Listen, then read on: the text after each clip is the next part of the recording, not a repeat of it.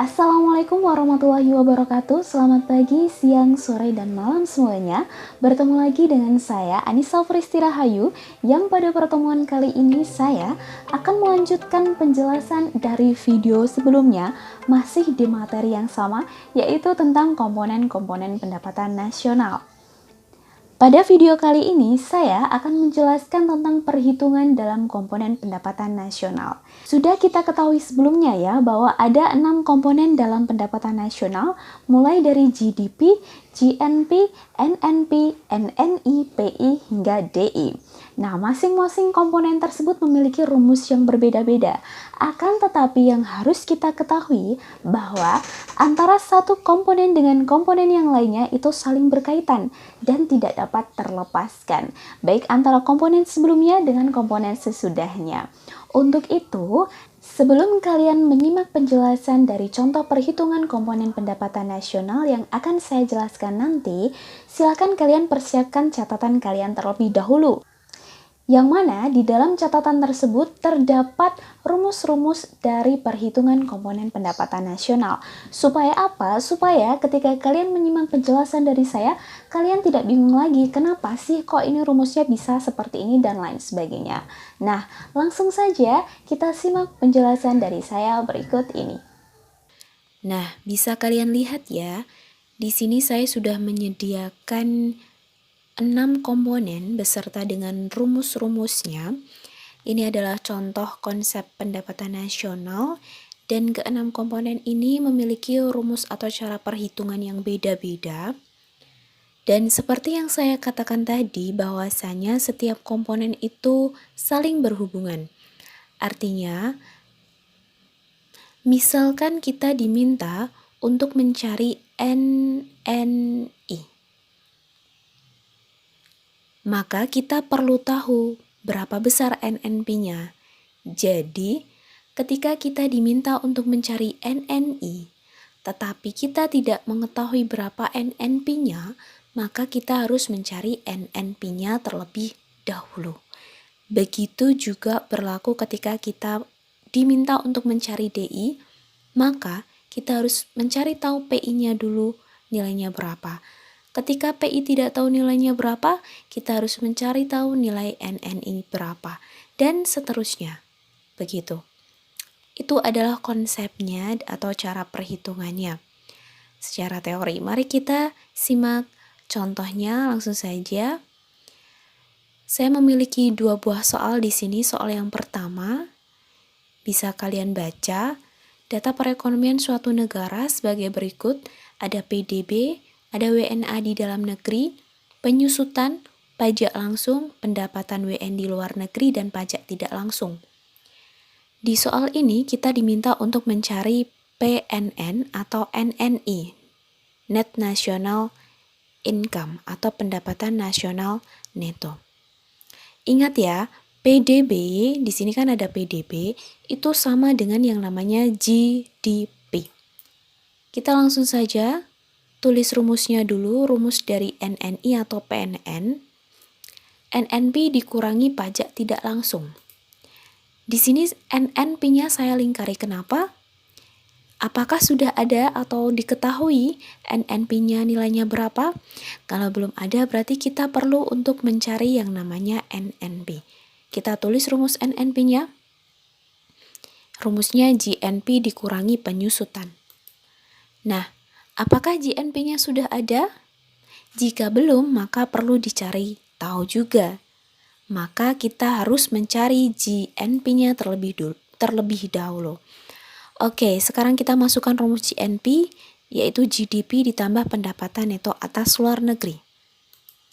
GDP-nya sudah ada ya, PDB itu sama dengan GDP, nilainya 350.000 M.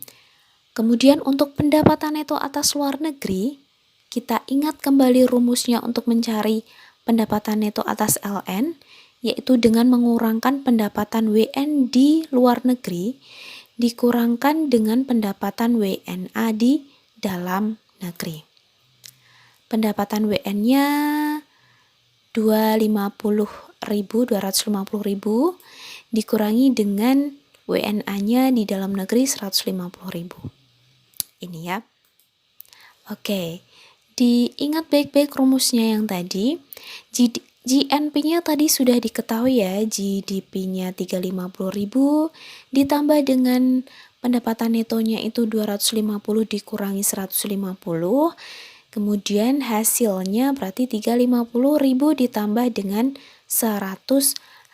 Maka hasil GNP-nya adalah 450.000. Selanjutnya GNP sudah diketahui. Sebelum GNP tadi, kita kan mau mencari NNP. Maka sekarang yang kita cari adalah NNP-nya. NNP di sini rumusnya dimasukkan, GNP dikurangi penyusutan langsung saja. GNP-nya sudah diketahui 450 dikurangi dengan penyusutannya di sini 75.000. Maka ketemu hasilnya 375.000. Selanjutnya kita sudah tahu NNP. Nah, ternyata NNP ini digunakan di NNI atau PNN. Langsung saja dimasukkan ke rumusnya.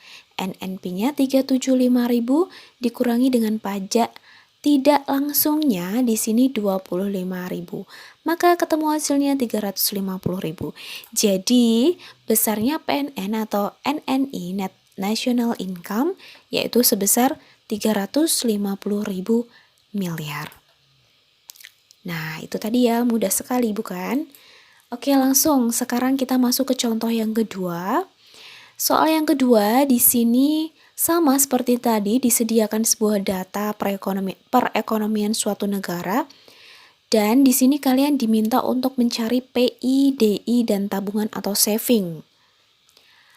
Oke, yang pertama kita cari dulu personal income-nya atau PI. Kita tulis langsung saja rumusnya, yaitu NNI dikurangi laba ditahan, iuran jaminan sosial, asuransi, pajak perseorangan, kemudian ditambah dengan transfer payment. Permasalahannya adalah apakah NNI-nya ini sudah diketahui atau belum?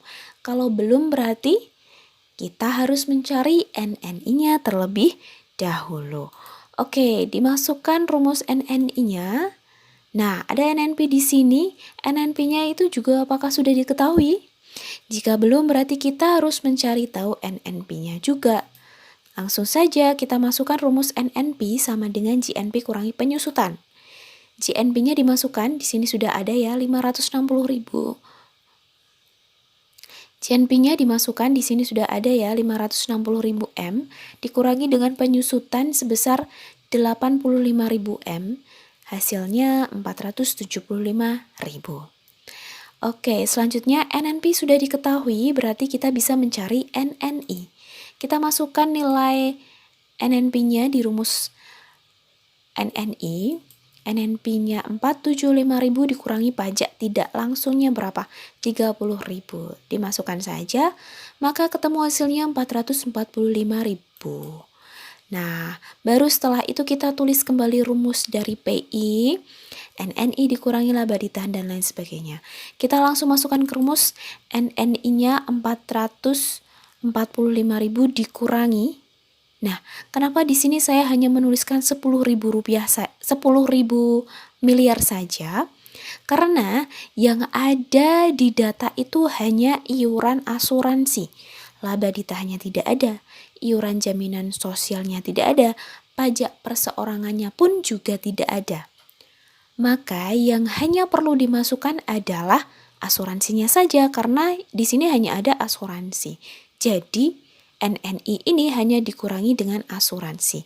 Kemudian baru ditambah dengan transfer payment 15.000, ketemu hasilnya 450.000. Selanjutnya DI. DI di sini rumusnya PI dikurangi pajak langsung. PI-nya sudah diketahui ya di sini, di atasnya 450.000, maka langsung saja dimasukkan PI 450.000 dikurangi pajak langsungnya berapa? 65.000 sama dengan 385.000. Diingat-ingat DI-nya 385. Setelah itu kita baru bisa mencari poin C, yaitu saving atau tabungan, dengan rumus DI dikurangi konsumsi. DI-nya dimasukkan 385.000 dikurangi dengan konsumsinya 100.000 M, jadi hasilnya 285.000. Jadi besarnya PI tadi 450.000 DI-nya 385.000 dan tabungannya 285.000 miliar. Nah, itu tadi contoh-contoh perhitungan dari komponen pendapatan nasional.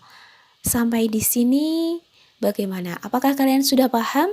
Jika masih ada yang ingin ditanyakan, silahkan tanyakan lewat komentar atau yang lain ya.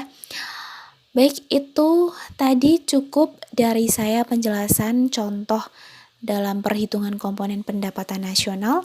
Untuk materi selanjutnya, kita akan mempelajari tentang metode perhitungan pendapatan nasional. Oke. Baik, untuk hari ini, untuk video kali ini saya cukupkan sampai di sini saja. Terima kasih dan sampai jumpa di video selanjutnya. Semoga bermanfaat bagi kalian. Wassalamualaikum warahmatullahi wabarakatuh.